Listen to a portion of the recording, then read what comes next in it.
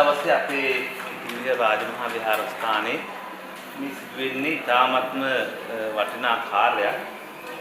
මේ තමයි අපේ වාර්ෂික කටින මහා පින්කමට අවශ්‍ය කරන සිවුර මසා ගන්නට අවශ්‍ය කරන සිවුරු රෙද්ද නිර්මාණය කරන ආකාරය තමයි මේ දකින්නේ. මේ ඉතාමත්ම පැරණි ක්‍රමවේදයකට එදා අතීතයේ තිබිච්ච ක්‍රමවේදයන් අනුගමනය කරමින් තමයි අපි අද මෙවර මේ පින්කම කරන ලබන්නේ.